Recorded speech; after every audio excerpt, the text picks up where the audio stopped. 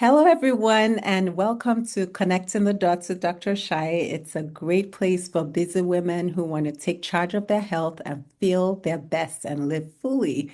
And I'm your host, Dr. Lola Shai. I'm a board certified family and lifestyle medicine physician and founder of InTouch Primary Care, a membership-based practice in Sugarland. And today I'm here with a very special guest, Dr. Karen Kaufman.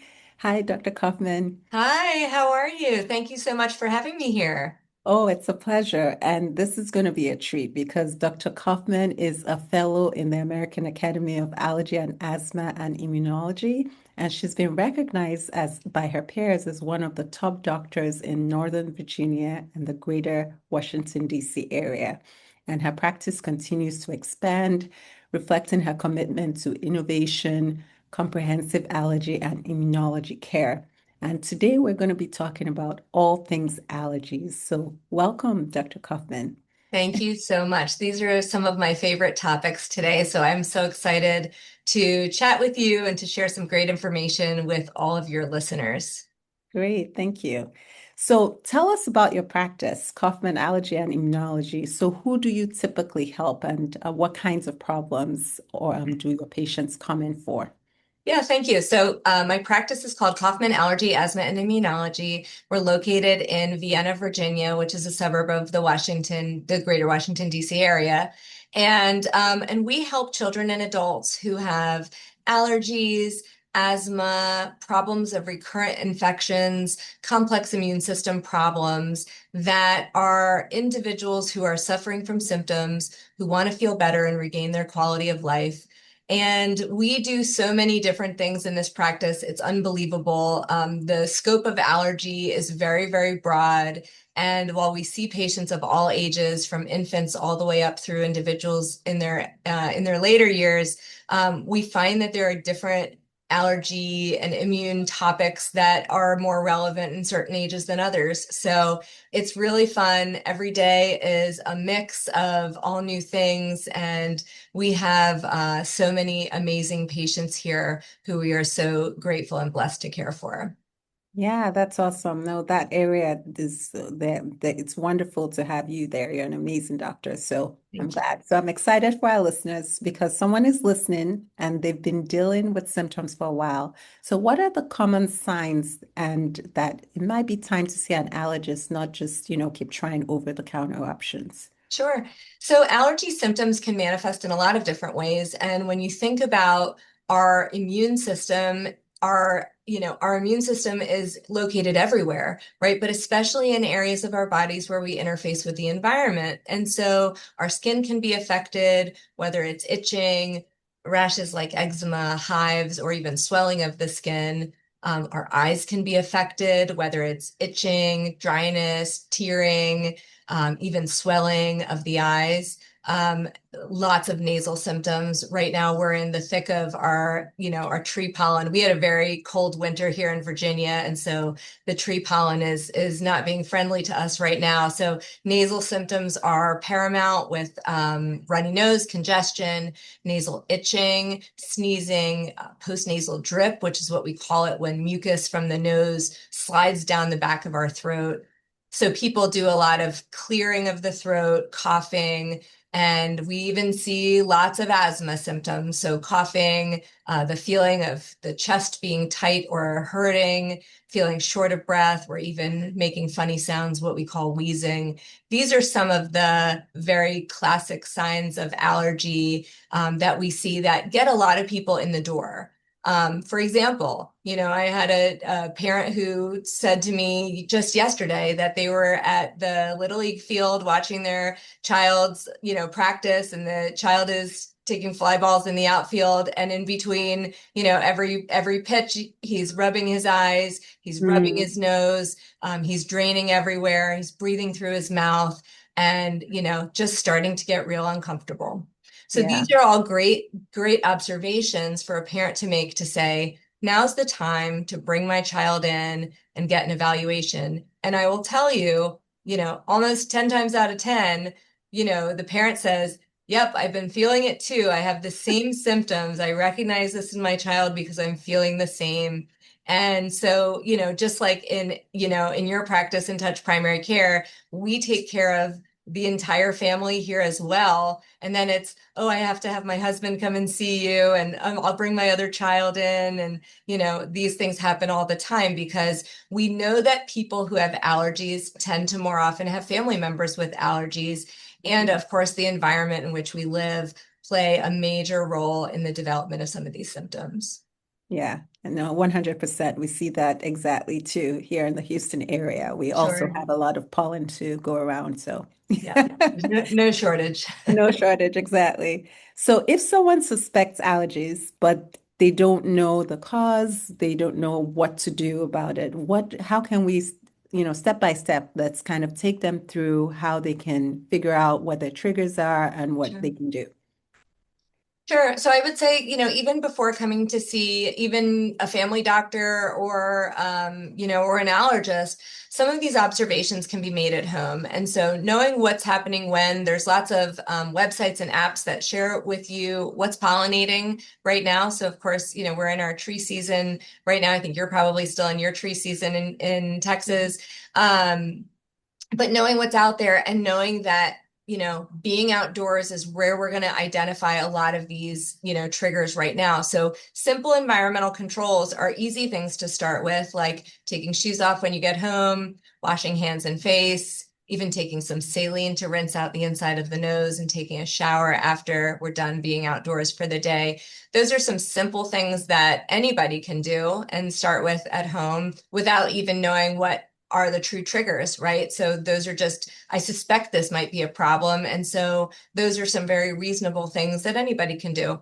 Often we end up finding ourselves, going down the aisle of the neighborhood drugstore, right? And there's lots of stuff. I like to cruise these aisles every once in a while to take a look at and see, what's new or where the price is at and things like that. So, most people will end up starting with symptomatic management with medicines that they may not know which one to choose. And that Mhm. happens a lot. So they may try various, tablets or liquid antihistamine, depending on the patient's age. There's lots of different types of nasal spray available. So there's lots of things that people can start with, even without direction. It's hard. It's hard to do it, but people do it because Yeah. it's easy, right?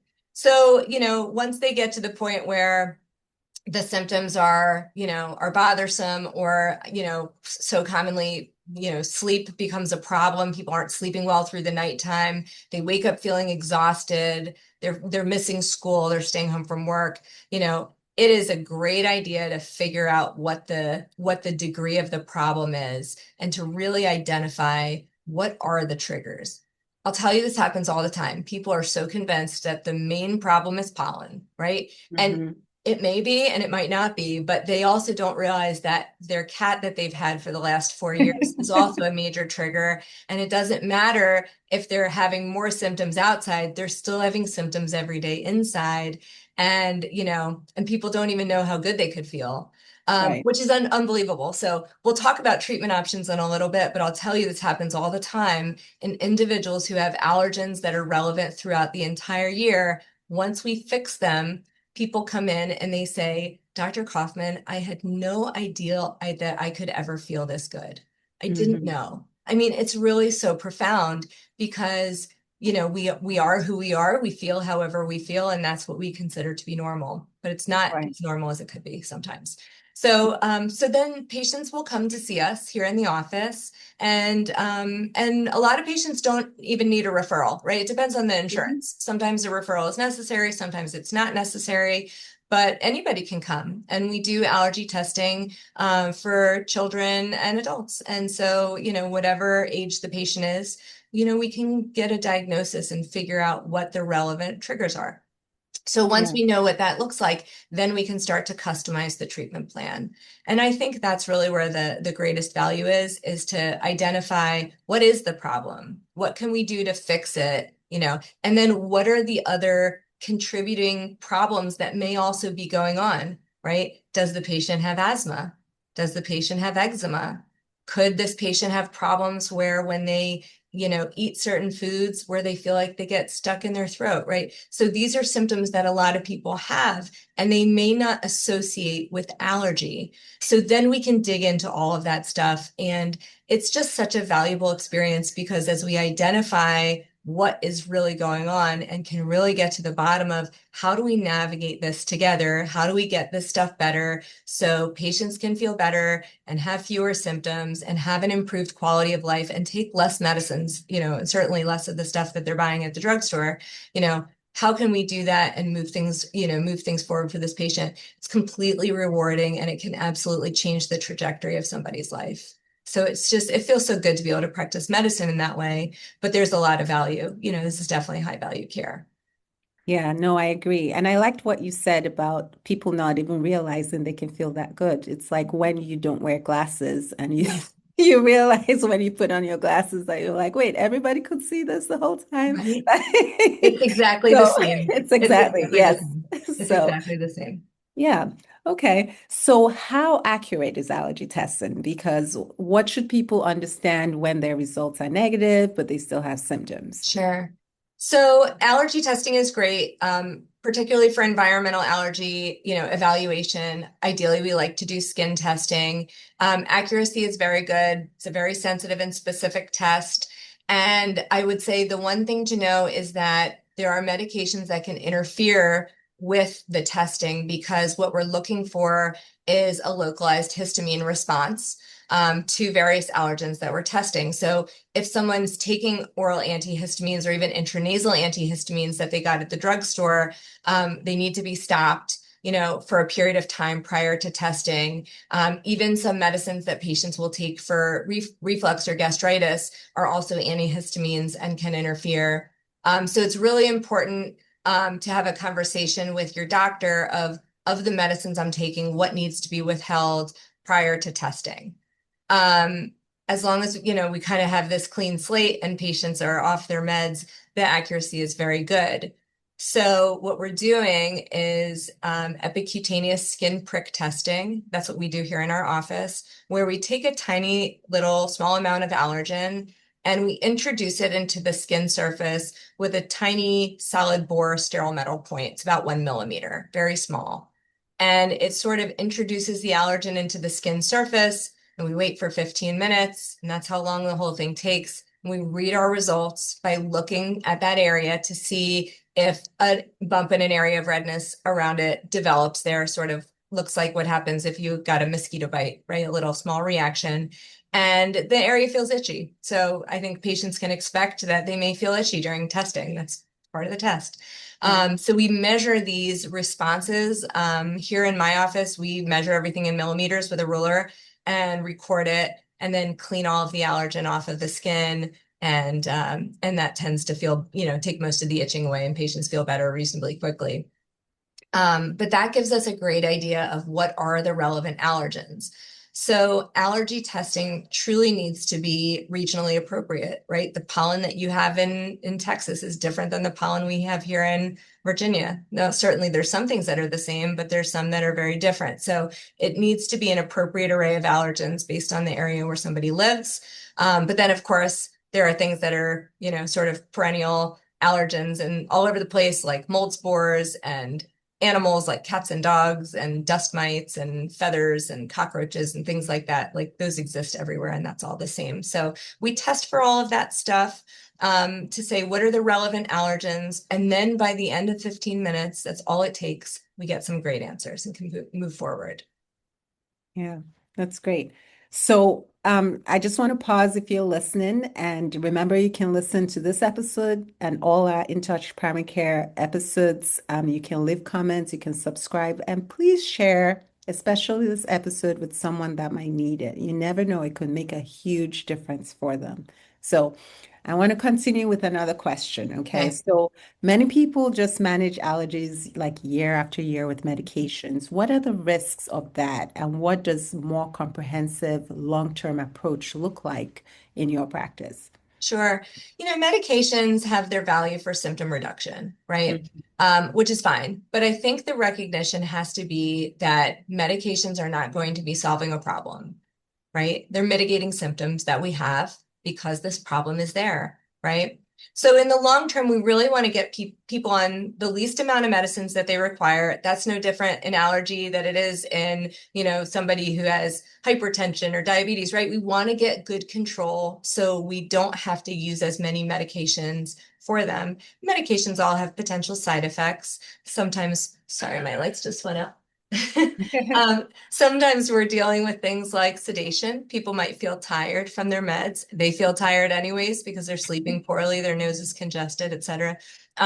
Some people will have nasal symptoms when they're using nasal meds. Sometimes it's from, a misdirected spray where we're spraying the wrong nasal tissue and can develop a nosebleed as an example. So, there are side effects of everything we do in medicine, or the potential for side effects. So ideally, we want to really minimize medications. So things like environmental controls, as I had mentioned before, just about pollen, environmental controls have to be part of the management plan, because the more things we can do without even taking medicine in the first place, that's like a no-brainer to me. Like, we should definitely at least do that.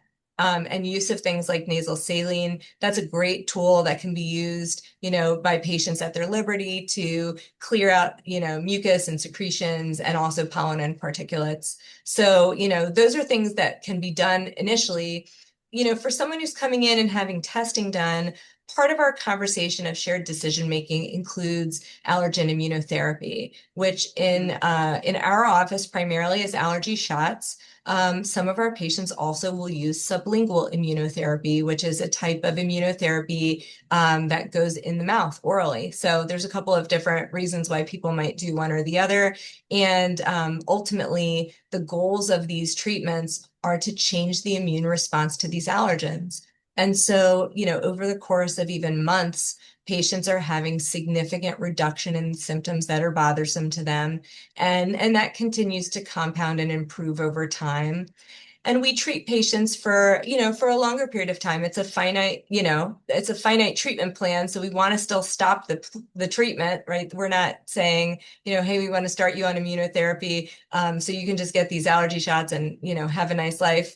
Good luck to you.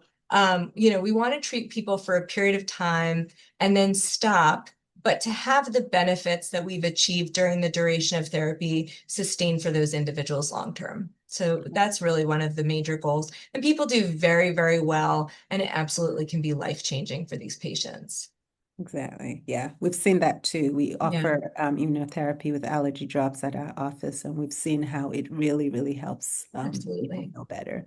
So let's make it, what would you say the top three things someone can start doing? So you started off with the environmental, and any additional measures Sure. throughout And the I will day. even say, like, with regard to environmental controls, we talked a little bit about pollen just because it's spring, but, common indoor allergens are also worth mentioning. So dust mites here, and also in Texas, I'm sure, Yep. anywhere where there's significant humidity, dust mites are a major problem. And these are microscopic, tiny little mites. They eat dead skin cells that come off of our bodies. So predominantly our place of exposure is in bed. Hmm. So simple things at home include washing bed linens every week with hot water, using zippered encasement covers, which are, they make them out of fabric and they have a very tight weave. So they serve as a barrier around the pillows and the mattress. And there's a lot of data to support the efficacy of the encasement covers, very helpful. And then keeping the relative humidity of the bedroom, especially under 45%, that's desired. So if there's a lot of humidity at home, sometimes a dehumidifier can be helpful versus a humidifier tends to make dust mite issues worse. So those are some kind of simple things. There's lots of other dust mite mitigating products that you can find if you go searching online. And I will say that for the encasement covers, there is a lot of data to support the efficacy. There's not a whole lot of data about most of the other products that you'll find. So you can kind of take that information with a grain of salt, and patients can do what they wish, of course. But that's dust mites. And I would say people who have pets at home, particularly pets that go outside, washing their pets regularly, wiping them down after they've been outdoors, because of course the pets are bringing pollen and things like that into the household. Those kind of things tend to help and make at least somewhat of a difference. In addition to, doing simple things, rinsing the nose with saline, rinsing the sinuses with saline, I think it's just really important to be aware of symptoms and to recognize that these aren't things that people have to live with, right? Just like you said about glasses, right? It's not normal to have all of these symptoms. While it's common to have symptoms, right? People aren't subjected to have to live with that. And there are options of things that we can do to truly improve the quality of these individuals' lives. And so that's available. So I would say the last piece of advice is don't suffer at home. It's okay to try things over the counter or to see if we can have some mitigation strategies. But ideally, what we want to do is define the problem and come up with a plan to fix it.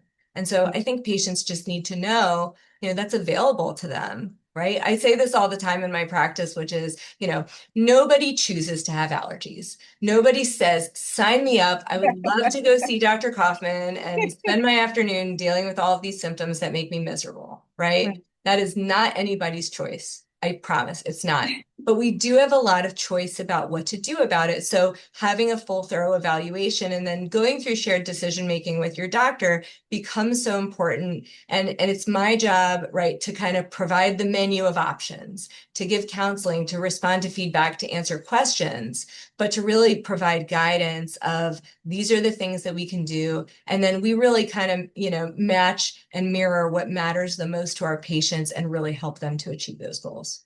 Yeah. And, feeling much better, you can't put a value on that. It's just Absolutely. when you feel better, you're more productive, you think clearer, you just, it changes your life, really. It So truly it's really does. important to, the initial step of doing something about it may feel uncomfortable, but it's so worth it. So, Absolutely. yeah. All right. So, people are interested a lot of times. I'm sure you've heard it too, natural, holistic Mm. options, supplements, alternative approaches. Do those play a role and how do we guide patients through that safely?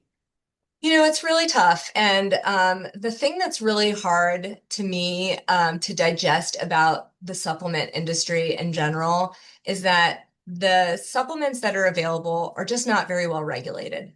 So there are supplements that exist that may be helpful for the mitigation of allergy symptoms. Again, these aren't things that are going to fix any of the problems, but they may help to, lessen some of the symptoms people experience.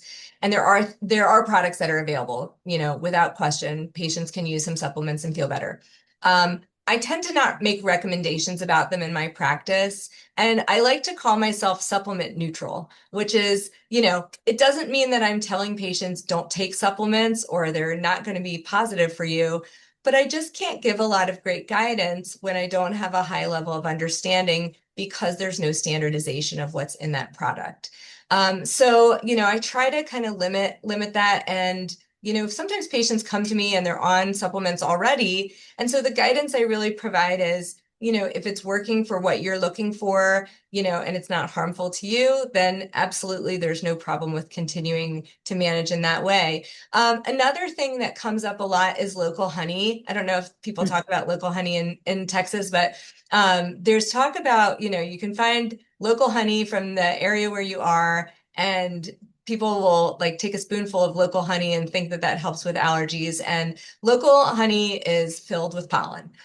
So I don't recommend it. I don't know that there's any data to necessarily support it. Even things like, people want to do their own version of desensitization. They think, well, if I have symptoms with one cat, so if I get four cats, I'll be around so much of it that I will desensitize myself. It doesn't really work that way, unfortunately. I will say some people will tolerate their own pets maybe better than they might tolerate somebody else's pet, but by kind of adding more and more and more, that's not how it works, unfortunately. So don't do that. That would be another guidance about, natural things that people will sometimes do. People do a lot of things. Yeah. Yeah. Sometimes we have So, to kind of tease it out and say, like, let's not do that, or we'll try yeah. something else. Yeah, Yeah, and I think the point is we have high level evidence-based treatments available that, we know work. So if you're doing things, maybe it's not working, that might be a clue that, there are options of things that we know work for majority of absolutely. people. So yeah. Absolutely. Okay. Yeah. So someone is listening and thinking, okay, this sounds like something I need. It's time to Yeah. take the next step. How can they get started with you if they're in that area? Sure. So the best way to probably get started with our practice is to go to our practice website, which is kaufmanallergy.com, and click the button that says request an appointment. That's the easiest way to get started, and our scheduling lead will then reach out to the patients who fill out our web form and work on registration and getting our patients scheduled. We have several physicians and providers in our office, so there's a lot of options and choice to get patients in here very quickly, which is great. I mean, it's spring, right? We don't want to have to wait till summer to see some of our patients. So we have a lot of opportunity for our patients to be well cared for at the time that they need. And that's a great way to start. Patients can also find us to learn a little bit more about allergy on social media. So we can be found on Instagram at dr.kaufmanallergy, and we provide some information and, things that are helpful for our patients to be able to reach out to us as well, or to recognize, hey, this might sound like me, and maybe it's my time to make an appointment. Awesome, great. So we'll have all those in our caption as well. So if you missed any of what Dr. Kaufman said, we'll have that in the notes so that you can refer to them. And if you're in the Texas area, we're here to help here at InTouch Primary Care. We can help you figure out what's going on, start you on the right steps, and if needed, we can also connect you to specialists in the area. So but thank you so much, Dr. Kaufman. That was very, very helpful. I am sure our listeners got a lot from that. And I don't know if you have any last words that you want to share with us before we close for the day. I'm just so grateful for the opportunity to share. And, this is just scratching the surface, just a little bit. And there's such a deep dive that we can do to talk about allergies. And I think for any patient who's experiencing symptoms, it's so important to make an appointment and to talk to your doctor and to know that it's possible to, live a life where you feel much better. And that exists for many, many people. Yeah, thank you. And thank you for listening. Be sure to subscribe. Be sure to share with someone that might need it. And if you're in the Houston area and you want the peace of mind being able to reach your doctor when you need it, come join us here at InTouch Primary Care. We're here to help. Thank you, Dr. Kaufman. Thank you so much. Take care. Bye. Take care.